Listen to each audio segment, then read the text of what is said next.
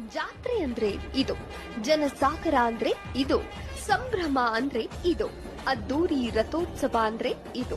ಅದೆಷ್ಟು ಬಣ್ಣನೆ ಮಾಡಿದ್ರೂ ಇಲ್ಲಿನ ಚಿತ್ರಣಕ್ಕೆ ಸರಿಸಾಟಿ ಇಲ್ಲ. ಯಾಕಂದ್ರೆ ಈ ಜನಪ್ರವಾಹವೇ ಈ ಜಾತ್ರೆಯ ವೈಭವವನ್ನ ಸಾರಿ ಹೇಳ್ತಿದೆ.